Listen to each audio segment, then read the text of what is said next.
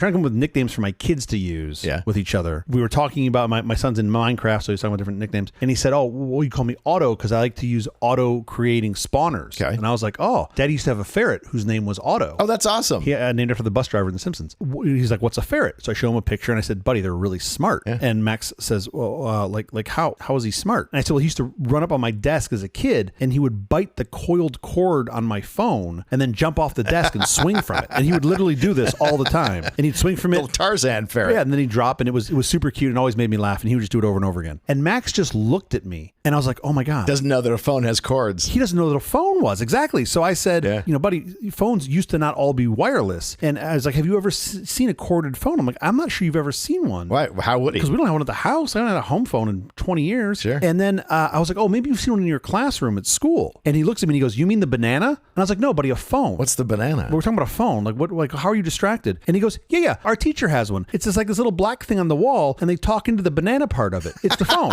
And I went, That's a great way to describe it. I literally laughed out loud. And I was like, yeah, buddy, the banana phone. Quiet, please. How funny is that he describes it like a classic phone as a banana because he's right. And 4, talk into the banana 3, part. 2.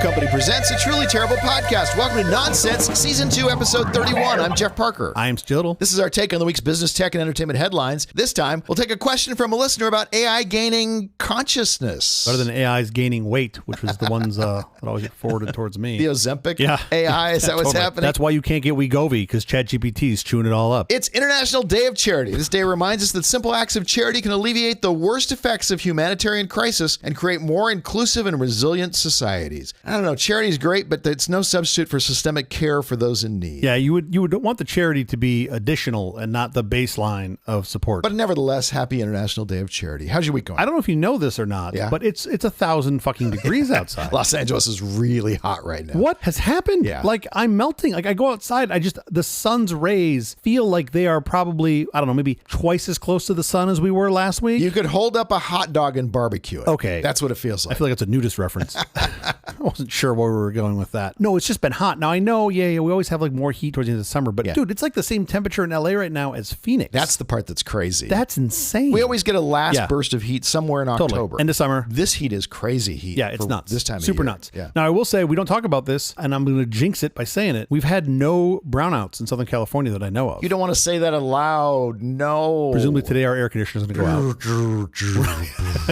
But then we can't record the show. Yeah. And fortunately, we're on your patio where it's also 1,000 degrees. So thanks for. It's a battery-powered recording station, so we won't go off the air. But I will keep sweating, and that's all that really matters. It's been good. We're back into the rhythm of things here with the show, which is great. And as soon as it goes under 100 degrees, I will be more comfortable in our conversation. Yeah, it's crazy out here. How about you? How's your week been? I'm filling my house with RISC-V chips, which is kind of cool. I'm on the cutting edge. I'm the hipster as far as modern chips go. Yes, you're the nerd hipster. I'm putting these millimeter wave presence sensors in my house. The goal is that when you walk around the house, you never have to touch a light switch magically. Sure. The lights turn up and turn down. I love it. Just as you need them, which is really cool. Mostly my family has not noticed that this occurs. Yeah. Magically, they just have stopped touching light switches. Sure. And they really don't think much about it. I took one of the RISC-V chips out. I was going to reflash it, just update the firmware. All of a sudden, I got these enormous complaints of, why don't the kitchen lights work? What's going on? 2 months ago, you were using a switch and you had no problem with it. You were just fine. Why is it now what happened? The world comes to an end because for 5 minutes, I have the RISC-V chip being flashed. My Southwest flight from LAX to Vegas has no internet and people lose their fucking minds. And I'm like, it's 45 minutes. Read a book. Close your eyes. For 50 years, we flew without internet. It's just fine. Let's get to our headlines. All right, let's do it. Oprah's upcoming AI television special sparks outrage among tech critics. On Thursday, ABC announced an upcoming TV special titled AI and the Future of Us, an Oprah Winfrey special. The 1-hour show set to air on September 12th aims to explore AI's impact on daily life and will feature interviews with figures in the tech industry like OpenAI's Sam Altman and Bill Gates. Soon after the announcement, some AI critics began questioning the guest list and framing the show in general. So a couple things. One, I had no idea ABC was still a network. I thought they went away a while ago. So that was a bit of a surprise. Well, they did for me because on DirecTV, the contract with Disney's expired. I don't get ABC. You can't get ABC anymore. Oh, no. That's right.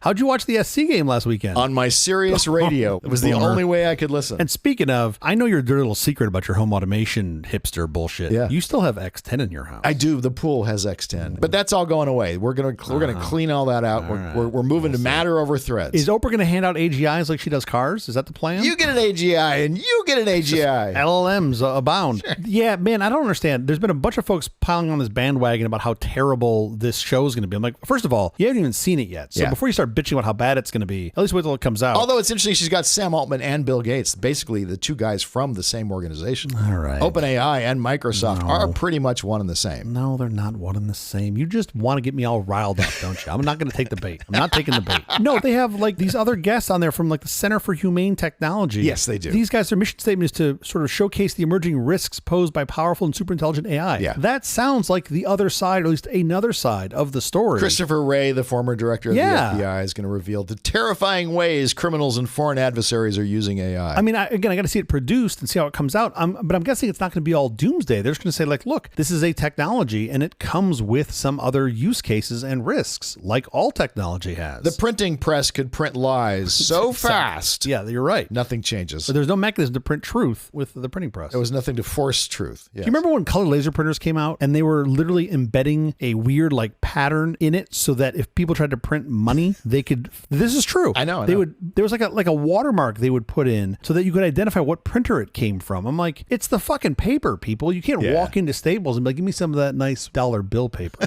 Like, I mean, it would be super cool if you could, by the way. Well, it got better because now there's like a ribbon in it. There's all kinds of technology in bills now. Oh, yeah. Just in time for bills to go away. Well, when's the last time you actually used cash? I don't even carry cash anymore. I tap to pay everything. I'm okay with bills for a little while longer. Coins. Yeah. Coins have seen their day. Let's just pick a day. Kind of like when everybody switched from right-hand drive to left-hand drive in some countries. Just pick a day and we're just going to stop using coins. Just throw them all into the ocean and be done. I went to Home Depot. As one does. You own a home. You go to Home Depot. I went to Home Depot and they didn't have tap to pay. And I hadn't been to Home Depot in a while. Did your brain break? Oh, and my brain broke. I was like, how do I pay? What do I do? You mean I actually put the credit card in a slot? What are we, barbarians? Yeah.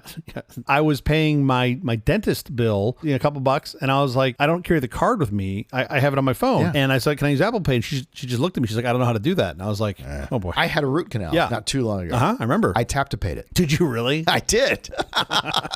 By the way, that should not be enjoyable to us. That should just be like the normal thing, right? It should just be everywhere. That was great that it worked. And the woman behind the counter was like blown away. She was like, wow, I've never seen that before. I'm amazed when tap to pay works at gas stations. It's incredible number of gas stations that don't have tap to pay. More and more of the gas stations that I go to now use tap to pay. It's great. What is this show about again? Apparently we're talking about banking. I forgot. We're talking about gas stations and root canals. Anyway, so back to this Oprah AI special. I think this is super interesting. Everything she produces, I think, is always pretty great. This will be the first introduction that most people get to behind the scenes AI. Marquez Brownlee's going to be on. I think that's really fun. I saw that. I think that's super interesting. I mean, not somebody I would think of as an expert in AI. However, a lot of technology is sort of trends are gotten from him by people. Because he's also really a great communicator and a great communicator for things that are technological. I mean, he's able to explain things in a way that big audiences can understand what he's talking about. Bugs and performance issues hinder Huawei's AI chips. China's effort to match U.S. computing power and artificial intelligence are being hampered by bug-ridden software, with customers of leading AI chip maker Huawei complaining about performance issues and the difficulty of switching from NVIDIA products. Wait a minute. So do I understand this correctly? Software has bugs in it? Especially this is like version 2. Oh, man. Fire up the presses. How are we going to do this? Give them a little more time. I'm pretty confident they're going to get caught up pretty well. Whether or not they can lead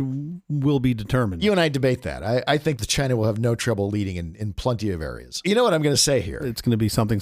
I want a new co-host. It's going to be Anker. Anker. Oh, yeah. You and I both use Anker products. We both swear by Anker products. They're great. 100% Chinese made. And a lot of brand trust in Anker for sure. Because they make great stuff. And they've made great stuff for years. Yes. Excellent batteries and cables. Power sources too. Your wall wart adapters, Anker. I mean, that's what mine are. Hey, sweetie, what do you want to buy? A GM, a BMW, or an Anker car? I'm going to skip the Anker car. Actually, to be honest, I probably would buy an Anker car. You would totally buy the Anker car because it's probably great. If they put their brand on it. Yeah, if they put their brand on it. It's probably really well engineered because that's what their products are. They do have good engineering, but we're talking about like leading AI. Like, I didn't think it's a big jump to go from we make really good USB-C power warts to leading AI. Yeah, I don't think it's that big of a jump. You don't think so? Good engineering is good engineering. Good motivation for engineers to put out their best work. When they figure all that out, Chinese engineers will be every bit as good as everybody else. Sure. You and I are going to fight over this one. This one's a tough story right here. More of them. Minecraft's first movie trailer has arrived, and it's incredible. Finally, something we can agree on. This is our olive branch, right? This is the one thing the sun comes up in the east comment that we can agree on. For 10 years, we've been promised a Minecraft movie. And isn't this crazy? And the trailer is finally here. They announced this 10 years ago. Yeah. You guys really took this whole software development thing to heart, and you took your time. But it paid off. I mean, the trailer's looks great. It looks perfect. Yeah. I don't want to give it away. There's a couple funny little jokes in the trailer that I don't want to give away. But we'll link it in the show notes. They've like taken the 8-bit chunkiness of the Minecraft world and rendered it in CG for 4K. Yeah, for 4K or 8K. I don't know how many Ks we're up to now. Lots of Ks, and it looks great. But it still looks like Minecraft. It still looks like a chunk. It's really great, and I'm excited to see this. Okay, enough of the headlines. Up next, we're going to take a question from our mailbag about AI consciousness. Okay, this should be a fun debate. Debate? No, debate is when both sides have like reasonable standing and are actually discussing a point. This is going to be me talking about how AI is conscious and you just yelling at the fucking ocean. Stop with the waves. Okay, sure thing, Uncle Jeff. You're fine. Just keep yelling, buddy. Awesome. Let's go.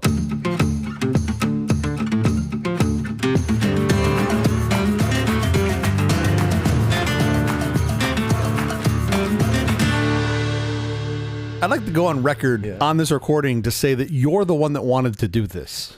Let's just be very clear here. I like this topic. This isn't like I'm putting a gun to your head. I like this whole subject, but I think it's going to be a tough thing for us to make a sensible discussion out of. Okay, first of all, why start with sensible now in episode 80? Why would we go that way? Second, this is debatable, but we can presume you have been conscious for a number of decades. So it's not like this is an unfamiliar... No, don't even start. There's a thing I'm supposed to read at the top of this. It's terrible. And let me read that and pretend we haven't actually started. Sure. I don't know if you know this or not, but we actually have listeners. That's something we got in season 2, I think. Don't believe you. I thought this week we could pull an easy question from our listener mailbag and talk about it. What do you think? Oh, this is a terrible idea. They're going to ask me to like force rank my top 5 buffets, aren't they? I want to know now, what are your top 5 buffets? Ever since Hometown Buffet went away, I've been very reluctant to share my secrets, I'm afraid. What happened to Hometown Buffet? I think COVID killed them. They were already like on their deathbed. Oh. How do you make the economies of an all-you-can-eat buffet work? How do you make the economies of a restaurant work, period? The whole thing. Yeah, that too. We're going to do a segment on why not to go into the restaurant business.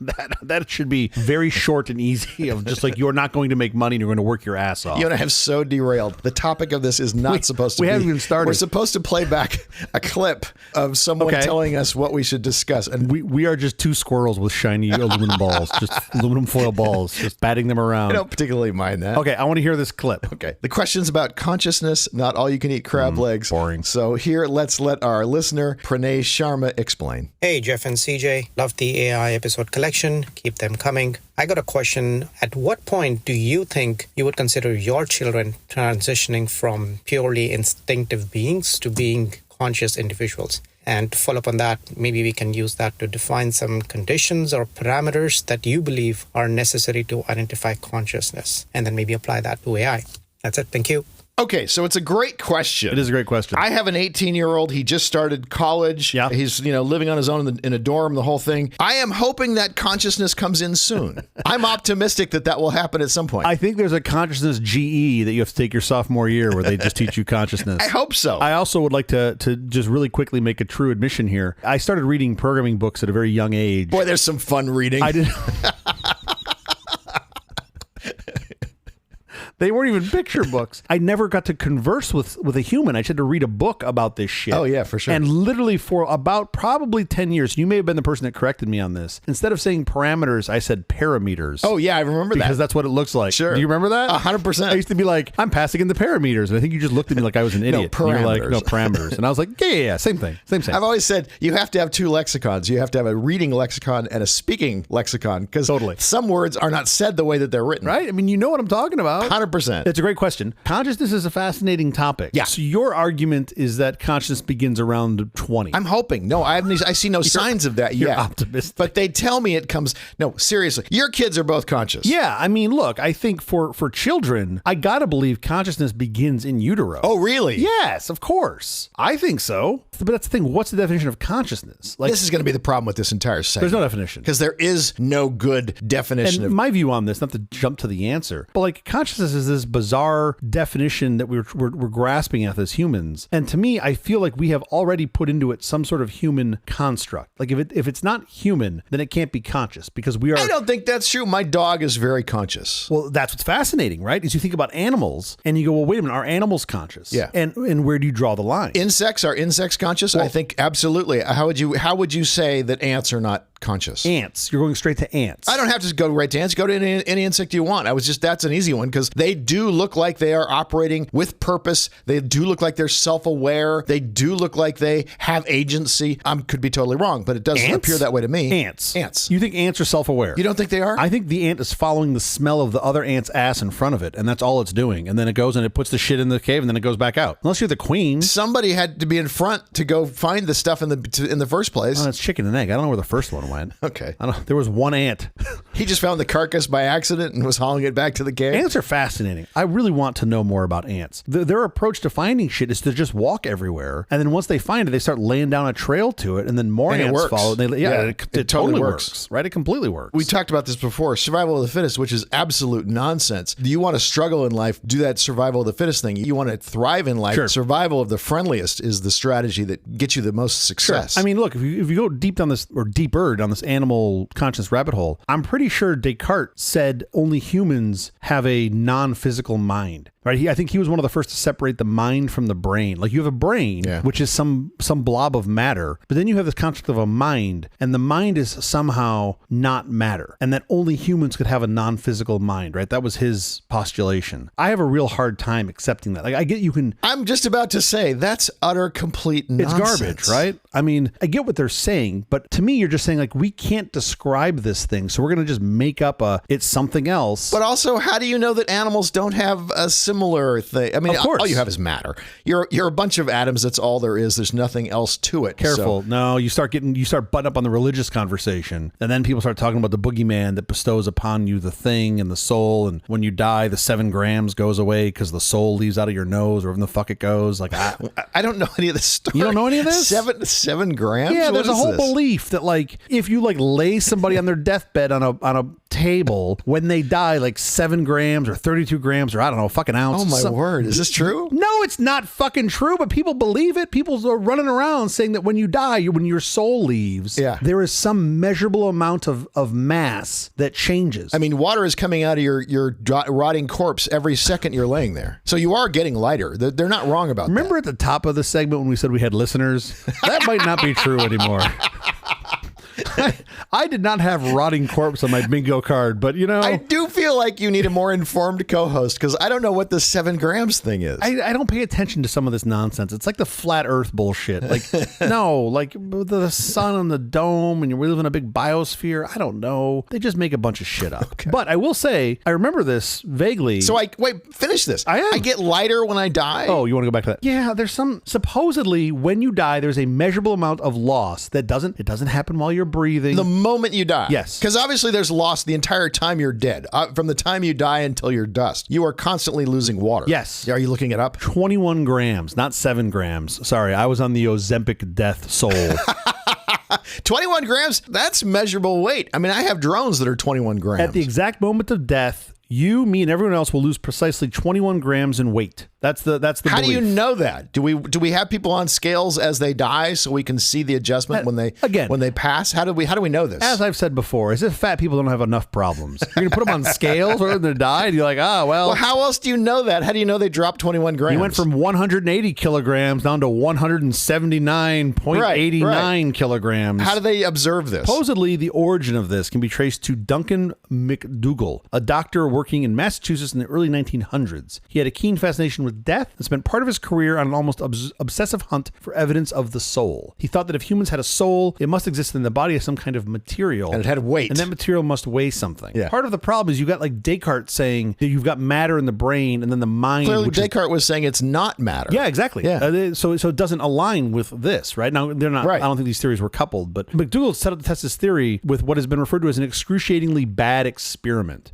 McDougall hunted around for people who were dying of tuberculosis. Okay. And it seemed to me to be the best to select a patient dying with a disease that produces great exhaustion, the death occurring with little or no muscular movement, because in such a case, the beam could be kept more perfectly at balance and at loss occurring readily noted. He literally put dead people on a fucking beam scale. This is like straight out of Holy Grail. As they were dying? 'Cause While you they were can't- dying. Once they're dead, it's too late. Yes, of course. Yeah. Thank you for explaining how cause and effect works. I appreciate that. McDougall managed to recruit a mere 6 dying patients for his study, 4 of whom had tuberculosis. In turn, each was tucked up in his modified bed and their weight monitored until some minute after their death. Any bowel movements or urination at death were fine, at least so far as experiments were concerned, because it all stayed on the bed, which is lovely. Disgusting. And something I like to think about around lunchtime. Sure. You know, because he was so scientific, he then repeated the study with 15 dogs. And according to his religious beliefs, were not blessed with souls. Oh. It's not clear how he managed to get dogs to die without rocking the bed, but some people suspect he gave them a cocktail of drugs or something to kill them, which is fantastic. Well, yeah, I don't imagine there are a lot of dogs with tuberculosis. Yeah, running around and letting you know. At the end of his foray into science, McDougall declared that humans lost up to 3/4 of an ounce upon death. You're saying this somehow, I'm going to bring this back to consciousness if it kills me. What were we talking about? And how it relates to AI. When does an AI become conscious, I think is what we're ultimately leading toward. Yeah. But you and I agree because, you know, we are subscribers to that newsletter called Science. Yes. That we're all just a bunch of atoms. We're all just a bunch of star parts assembled into some order through evolution, through, you know, DNA. Sure. So you've got a handful of, in our case, maybe half a handful of neurons that are bouncing around. Sure. And that's what gives you, that's what makes you. Yes. And that intelligence, right? I feel like we're ascribing into that intelligence some construct of consciousness because we can make decisions about things. Okay. Consciousness gets weird because what happens when you're sleeping? Are you conscious? No, the whole point of sleeping is to be unconscious. Here's the thing. When you're dreaming, it is believed that you're in a, quote, conscious state because you will have Is recollection. that true? I've never heard that. Well, again, it depends on who you ask. Yeah. There's no consensus on any of this. It seems like because you have recollection, it seems to fit into the definition of consciousness. By the way, to make the case for animals, my dog dreams. Oh, for sure. Does that have something to do with him having a consciousness? Well, I want to get to that. Do you know what a Necker cube is? No. Okay, let me do this with you. I did not tell you about this beforehand because I wanted to broadside you with this. Spring it on me fresh. Okay, what do you see? A cube. Okay, this is a Necker cube, right? Okay. Do you see it going up to the right? Well, both, because it's a 2D drawing that is meant to... But how do you see it? I see it both ways.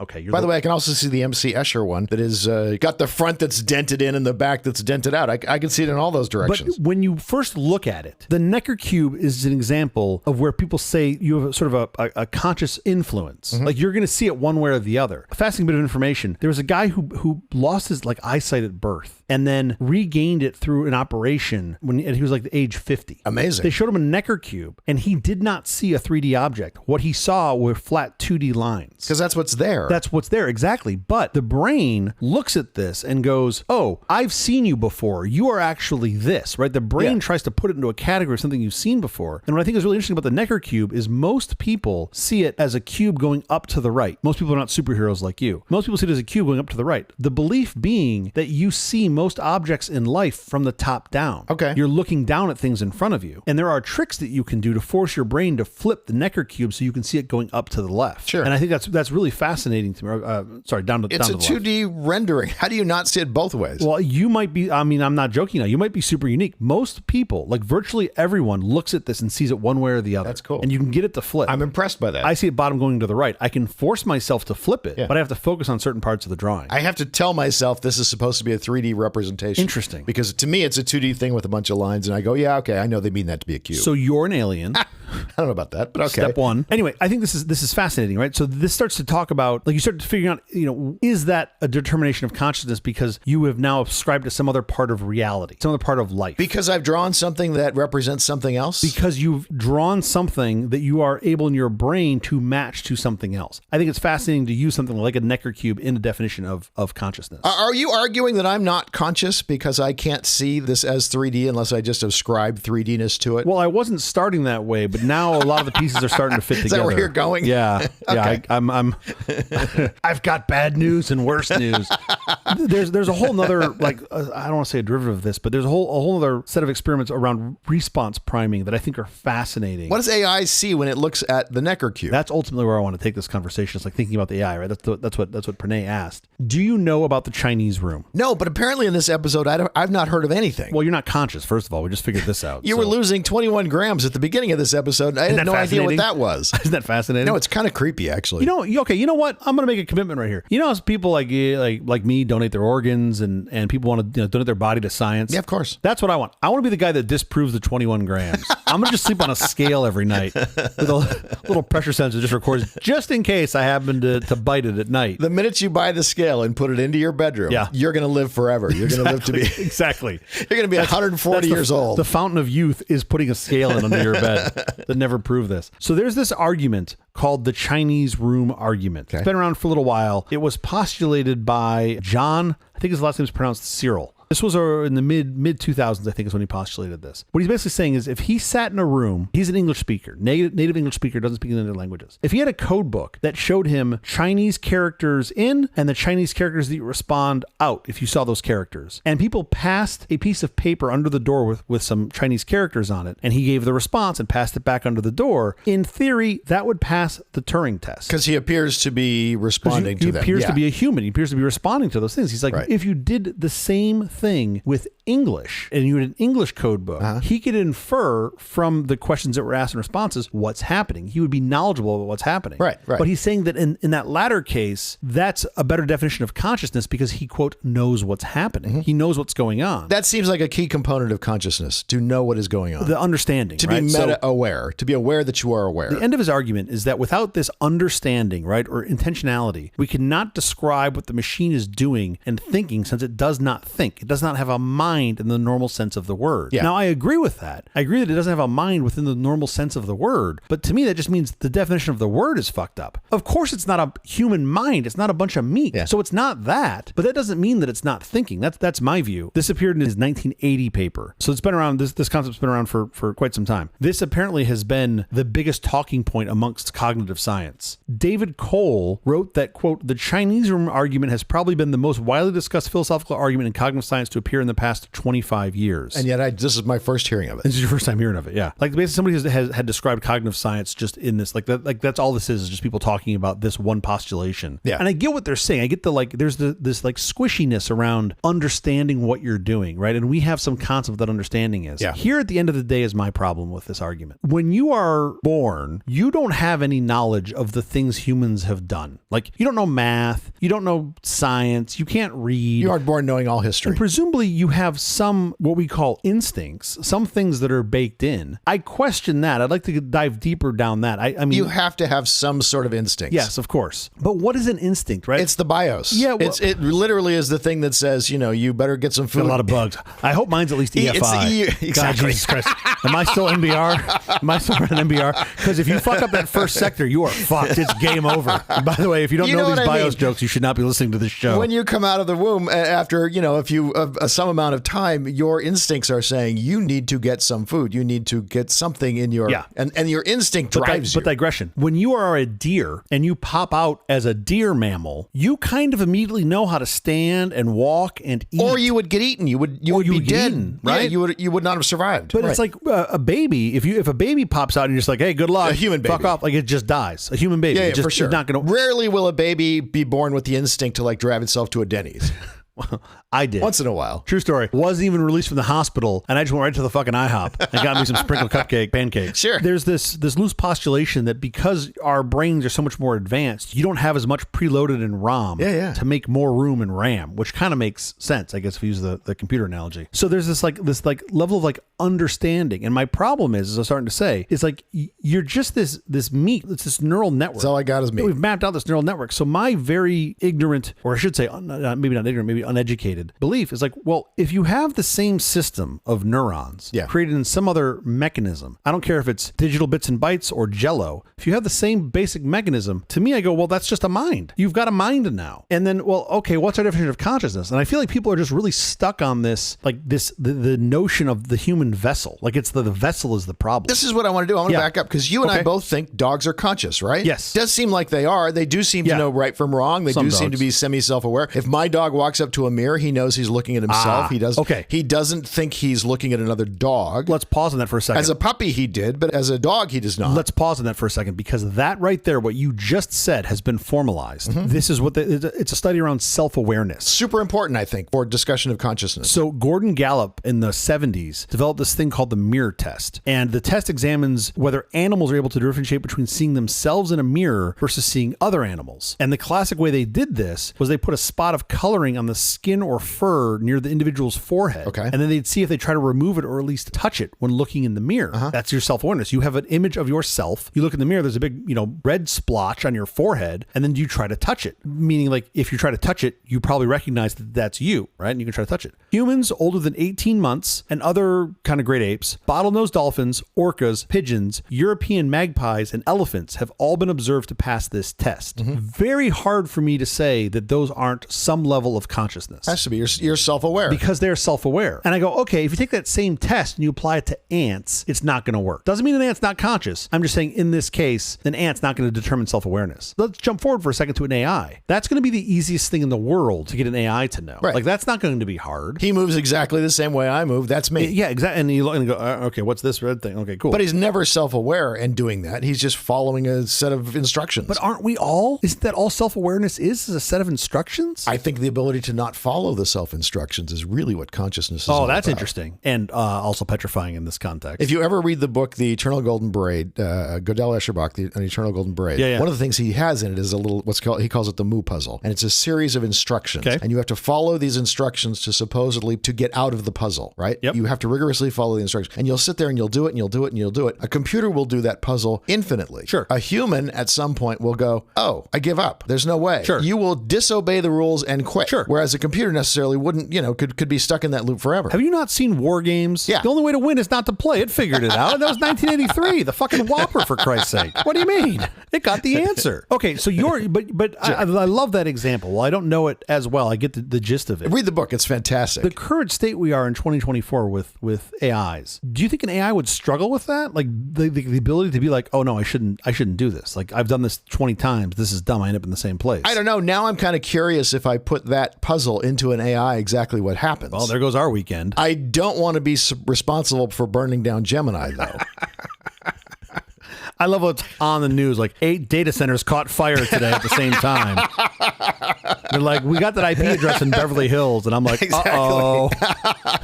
I know who did this. It's the Moo puzzle. I really don't see any problem with that being a thing. By the way, instead of just abandoning the puzzle, the AI probably in a split second will tell you, oh, here's why you can never solve this. Exactly. We had that AI episode from a couple weeks ago. And like, once you think about the difference between the mouth breather and Einstein, and then you go through Einstein and you get to all of humanity, of course it's going to fucking know this. Yeah. Like, we're going to be the ones going, well, why don't you try it again? And it's going to be like, no, stupid meatware human. Here's why. It's just giving you the answer. It can explain what the problem is quickly. On this note, and I think you will appreciate this, the presumption is that thinking about conscious machines was probably first discussed by whom? Who do you think was probably one of the first 1 or 2 people to discuss this? Wolf Blitzer. No, Lovelace. Oh, wow. So in a set of notes written in 1842 about the analytical engine invented by Babbage, which was, arguably the precursor to modern computers, Lovelace was essentially dismissive of the idea that a machine such as the analytical engine could think in a human-like way. And what she actually wrote, I thought this was somewhat fascinating. Well, at this point, it doesn't. It will have to be completely redesigned to get anywhere close to that. Okay, pause. I want to come back to that. She wrote, It is desirable to guard against the possibility of exaggerated ideas that might arise as to the powers of the analytical engine. The engine has no pretensions whatever to originate anything. It can do whatever we know how to order it to perform. It can follow analysis, but it has no power of anticipating any analytical relations or truths. Its provenance is to assist us in making available what we are already acquainted with. And that seems aligned with your point, right? Your point seems to be basically aligned with that. Like, it'll do whatever we tell it to, and it'll do that great, but it won't do anything else. And it's using mathematics to do it. That is not how your mind necessarily works. Set aside for the mathematics for a second. That general concept, right? I think of that as that is procedural programming view. That is a position of the world that is done with procedural programming that you and I have grown up on. And I 100% agree with that in that context. But that's not the world that we're in now. This isn't a long script where we've told it what to do and educated it on things. No, for sure. You've taught it how to learn. There are nodes, correct. So I think that changes everything. And I look at that and I go, you just hand it things and it figures out things better than any human ever has. Right. How can it not develop a level of consciousness? Now, that brings up all sorts of these weird problems because then you go, well... Because it's made wrong. Well, you can't... The model is wrong.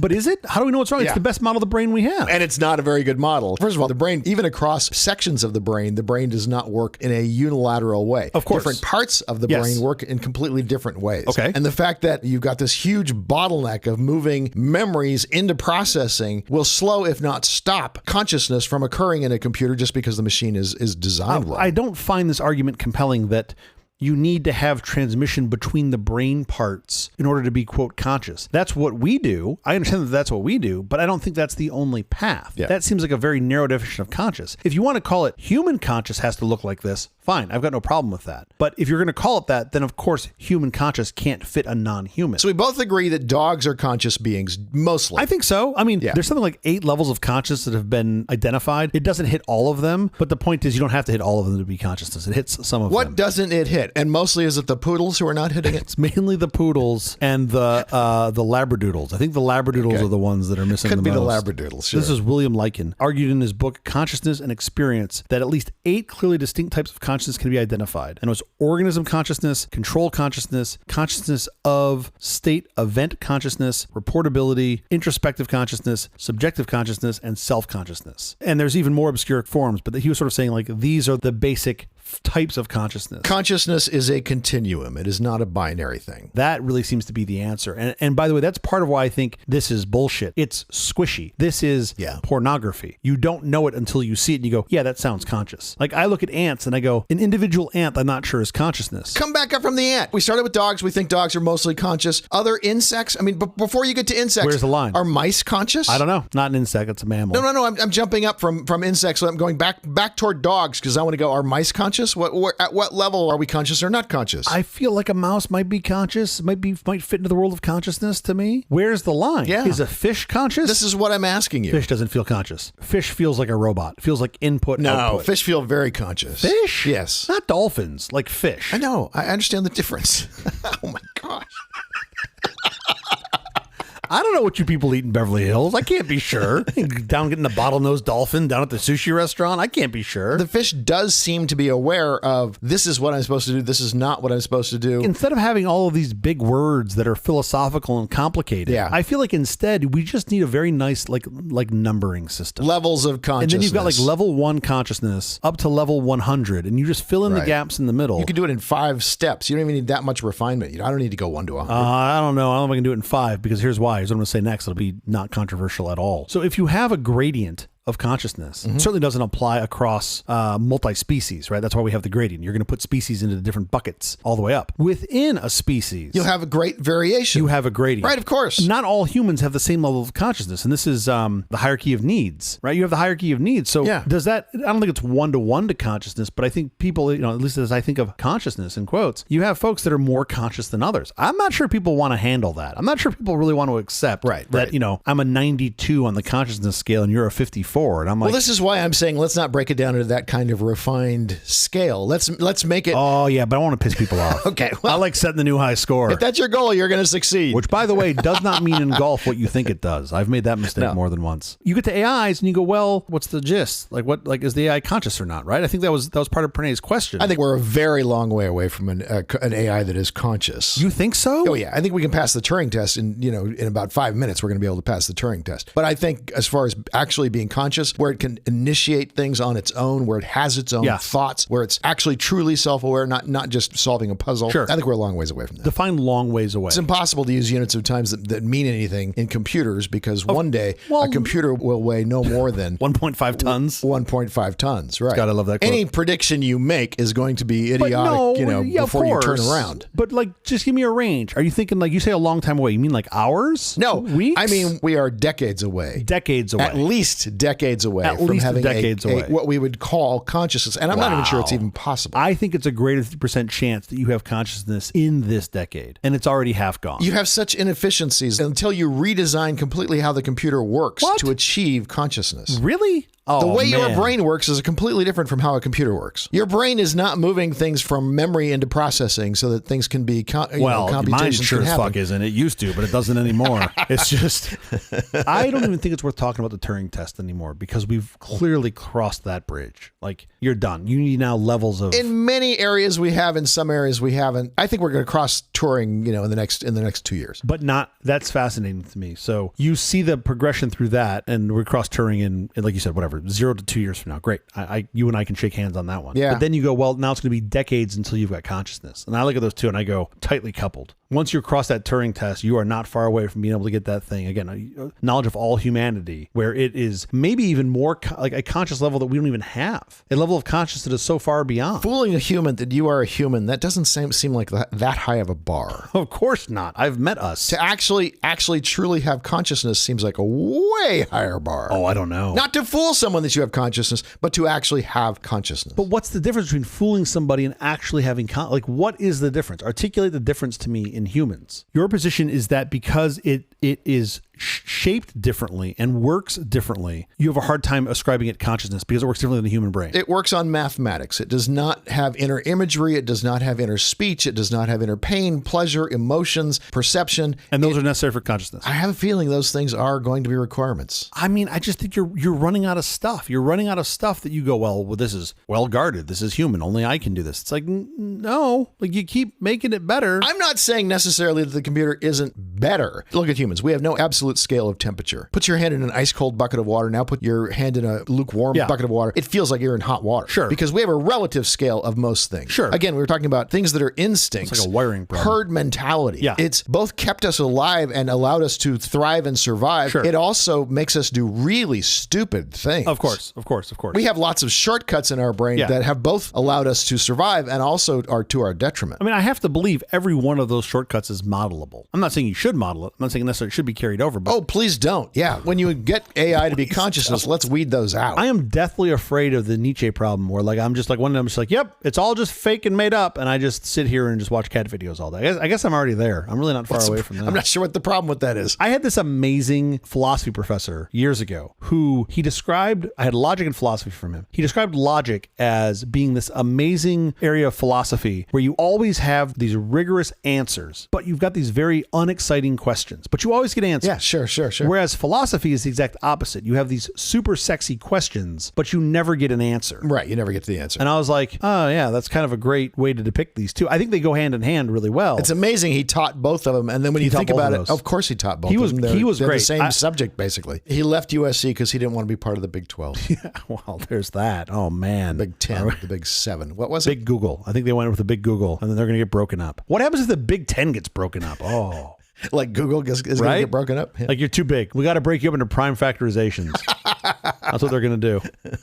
All right, we have to get out of here, but quickly before we do, have you seen or read anything good this last week? Well, yeah, now that you got me talking about it, I don't know what it's called anymore. Maybe the Big 12, who knows? College football season is here, yes. Which I'm not like a huge college football fan, but I do like observing from afar. Sure. And this season is going to be crazy and weird. The apple cart has been upset in a huge way. Without a doubt. I was not paying attention well this weekend, and I happened to see a score scroll by, and it was Washington State beat some team 70 points. And I'm like, what the fuck? Like Wazoo? Like who are they beating with 70 points? And they played Portland State. And then I remembered, oh man, these guys have no conference. They're the last two remaining teams in the Pac-12. You got to fill in the Pac-12 with something. Yeah. So then when I look at their schedule, and their schedule is just, it's sad. It's just terrible. It's all these like West Coast teams that they're playing San Jose State and San Diego State and like all these teams you'd normally play in your first game and just roll over. Just to win. But they've got nobody to play. Every game is a homecoming game. Like this is this new era of college football. And the FBS landscape has changed from the SEC went from 14 to 16 teams. Sure. So that's big. Sure. The Big 12 went from 10 down to 8 to 12 and then to 16. So there's 16 teams now. The Big 10 went from 14 to 16 to 18. Kept the name the Big 12 though. Well, that's what's so fascinating. The ACC went from 14 to 16 to 17. And then the Pac-12 went from 12 to 10 to 9 to 4, now to 2. You think it was hard to get a TV contract before? Yeah, no shit. Now it's only in black and white and only broadcast. But here's what's fascinating to me. The Pac-12 Pac-12 is still calling themselves the Pac-12. There are two teams. They just put that one in very light gray. They just put it in very light gray, and then every couple weeks, just make it a slightly darker gray, and just fade it all the way out until it's just like Pac-space 2. Like, that's what I think they should do. How they still exist is beyond me. But anyway, for us West Coasters, it's going to be super interesting to watch the Big Ten's first season with 18 teams, including USC, Oregon, Washington, and UCLA, which is apparently still playing football. I thought they gave up a long time ago. They won. When? Their last game. So anyway, so that was kind of fun to reset my brain and try to figure out who's playing what and why these schools are traveling all over. While the Pac-12 has changed its name several times, no team has left the Pac-12 since the 50s until now. Oh, yeah. That's bananas. That was me. How about you? How was your weekend? I saw the Dodgers make history. Oh, yeah? They won a game? Not just won a game. The first three batters who came up to bat, the very first three Dodgers that came to bat, each hit home runs. No, really? 3 in a row. Home run, home run, home run. It was jaw-dropping to see. Who were they playing? UCLA? The Diamondbacks, and you're going to say, well, of course, the Diamondbacks, but no, literally at the bottom of the first inning, the Diamondbacks came back. No. Not 1, 2, 3, but they still... Not sequential? They still tied up the score almost immediately. Oh, that's crazy. Well, that actually sounds like a fun game. Yeah, super fun. I mean, it's almost like a basketball score at that point when you're scoring that much. First of all, the Diamondbacks' home field, I think it's Chase, is basically a hitter's park. Sure. You do get a high score there just because of the way the park is engineered. Yeah. So my recommendation is going to be MLB baseball, which is right now, we're getting toward the end of our season, and it's really fun. Well, normally this is where I'd tell you that I'd check that out, but I'm not going to check that out. No, I know. Anytime there's a game where the first three batters each hit a home run is pretty mind-blowing. That is the episode. Thank you for joining us for all this nonsense, a truly terrible podcast from our awful company. Visit us on the web at nonsense.productions. I'm CJ Little. I'm Jeff Parker. If you like this program, please follow, download, subscribe, and like at Apple Podcasts, YouTube Music, Amazon Music, AntennaPod, iHeartRadio, Spotify, My Favorite Overcast, on your Zune, wherever you may get your podcasts from. Nonsense uses the Arch Linux operating system with the KDE desktop for its editing systems. Infinite customization for maximum productivity with no ads and no bloatware. As always, open source and free. Special thanks to our floor director, Tara Chandler. Thank you, Tara. We'll be here every Thursday morning for more nonsense. Please join us.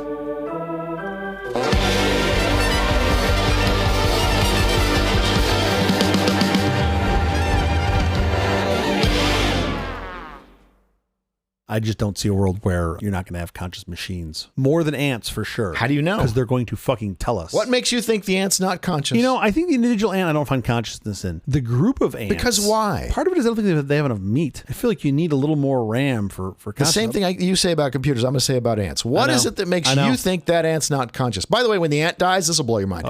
When an ant dies, it loses 21 grams. It only weighs 2 grams to begin. Somehow it still loses 21 grams. It's amazing. It's mind-blowing. Little tiny souls.